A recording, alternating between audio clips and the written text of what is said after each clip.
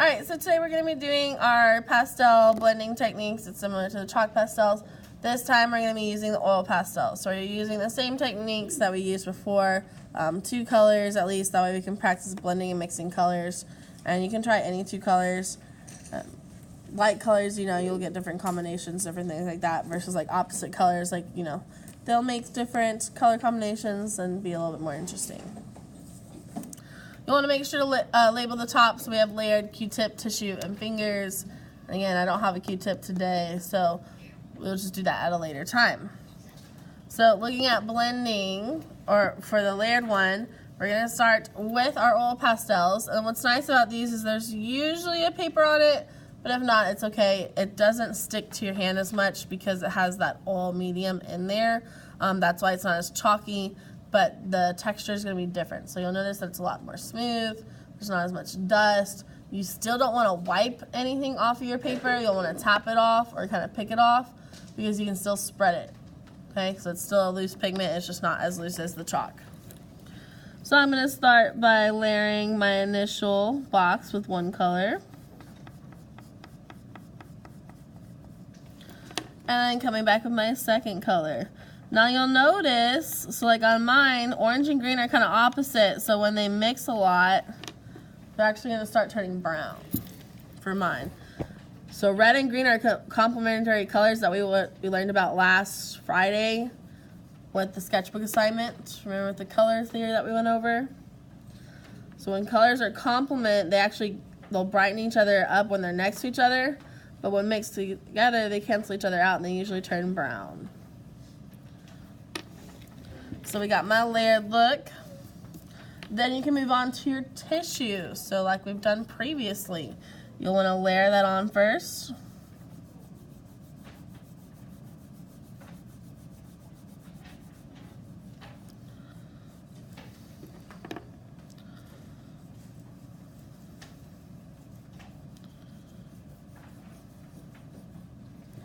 And come back with your tissue.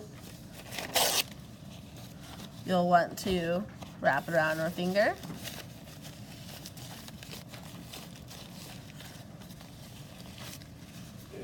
And then smudge it together.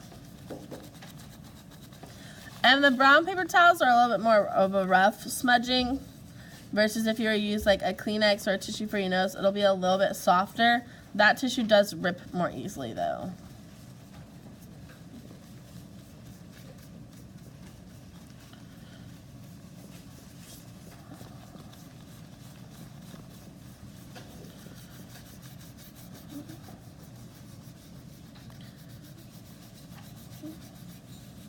And what's nice about the tissue with the finger is you can angle your finger in different directions to really get in the corners and the areas.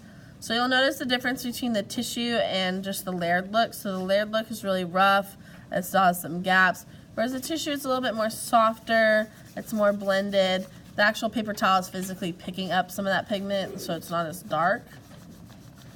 And also our colors blended together really well. And you can do the same thing with the last one, but just with your fingers, so without a paper towel.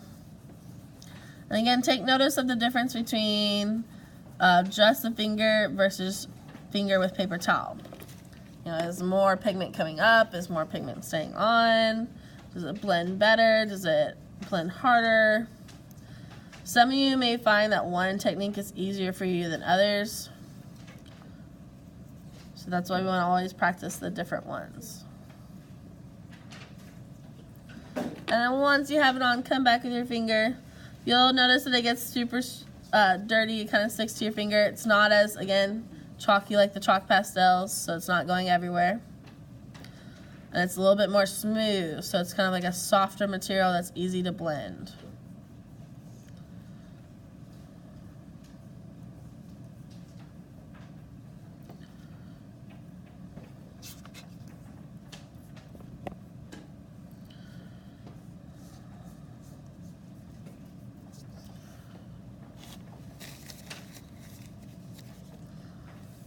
And then once you have your blending techniques, you can go ahead and move on down to your shading techniques. So just like with the previous one, you can feather it on. When feathering, you want to make sure that you're picking up your tool between each line. So you don't leave it, you don't do zigzags. You're picking up each time. So I'm lift up, mark, lift, mark each time.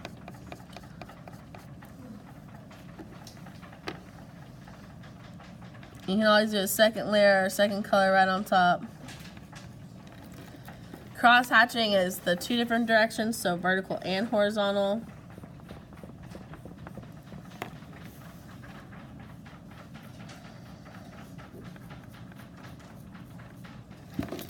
And scumbling, of course, is our rougher texture where you're just kind of making some squiggles going all around. The more squiggles you do for the scumbling, the darker it appears, the lighter it appears.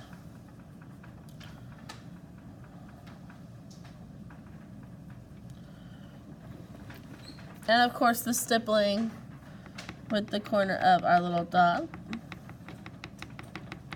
And stippling, just like scumbling, the more stippling you do, the darker it appears.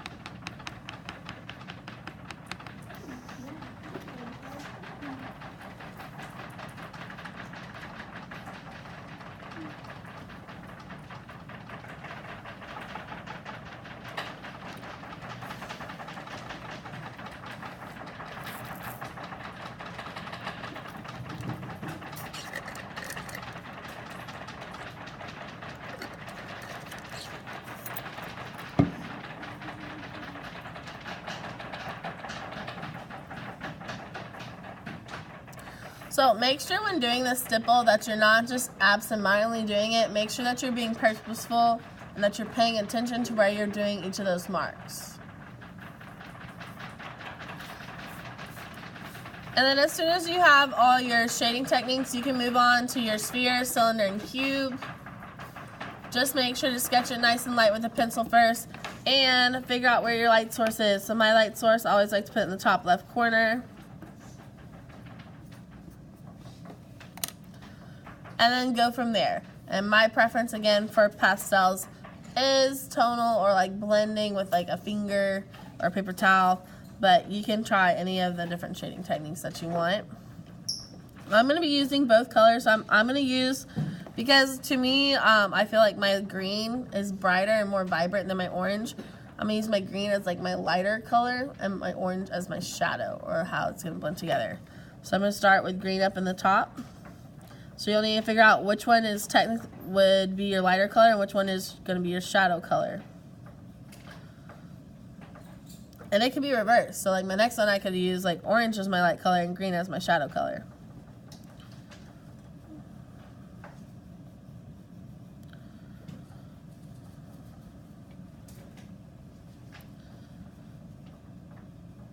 So like we previously practiced with the sphere, I'm using my green, kind of staying in that curve motion at the top and dragging it down. And then going to come back with my orange from the bottom and kind of carrying it up the sides and in the middle.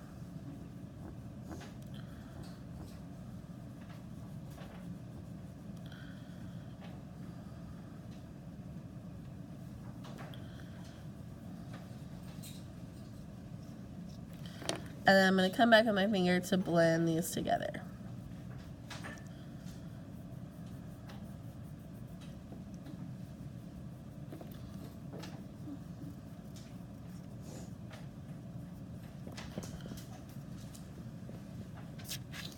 And what's so nice about doing that first initial layer is you can always come back and add more pastel on top. So say it's not as dark as you want it, or you want to add a second layer on top, go for it. Or you want to try mixing a third color, go for it.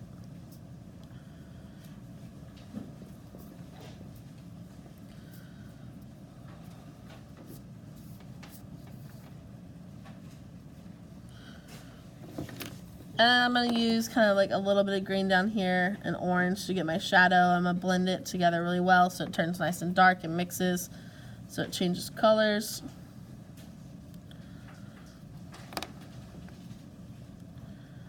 And that way I can have a shadow color.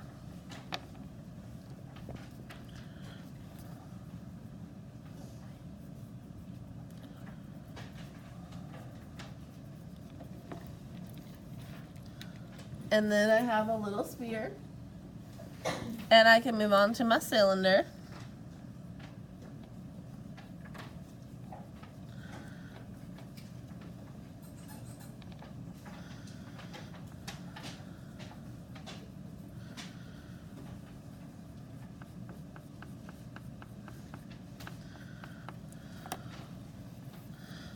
And what's nice about the pastels, like for example, you don't always have to use the front of it. I can turn it sideways and use a wide stroke. So you've practiced side strokes before with just like the front. You can actually use like the length of it to shade as well.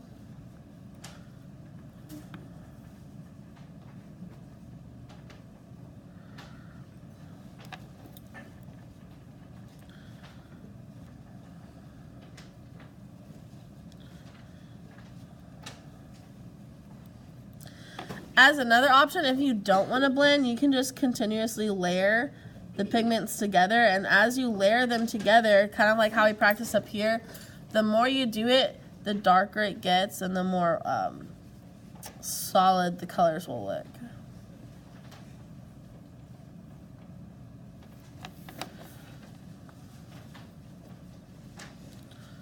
So like right now, I'm continuously layering the colors without blending.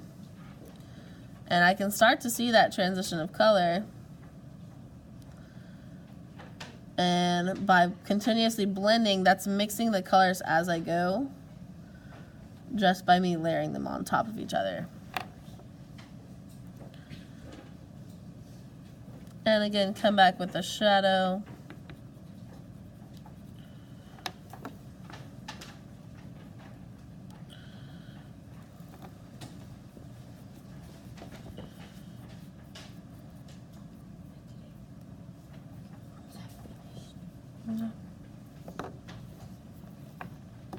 And then come back to your cube. So your cube is next.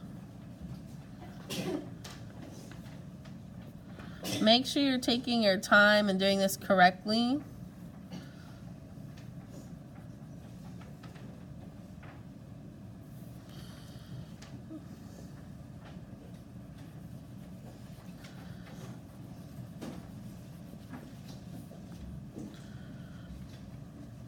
The cube, I'm primarily doing green, and I'm going to come back with accents of orange for my shadows.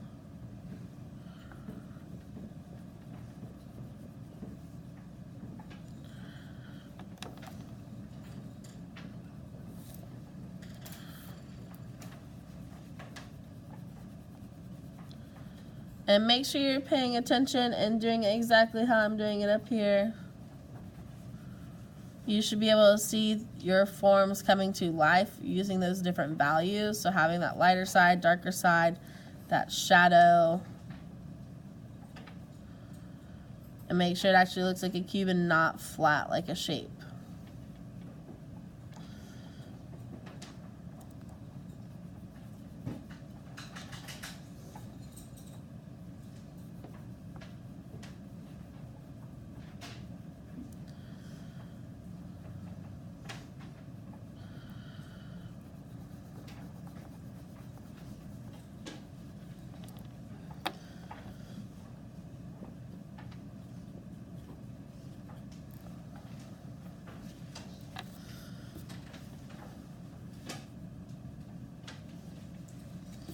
And again, once you have that, get your shadow in there.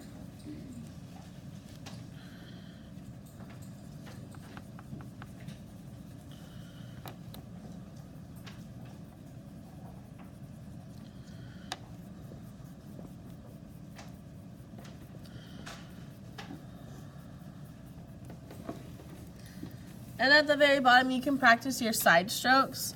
So again, that's applying light pressure, medium pressure, and really dark or heavy pressure.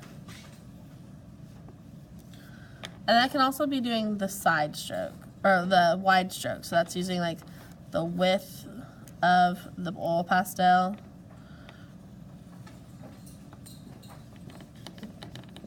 Just to really see like how the different values can build up. Once you finish this, you'll want to put your name on it, and we'll be gluing it in. And then we're going to start planning and sketching out our ideas and researching for our pastel project.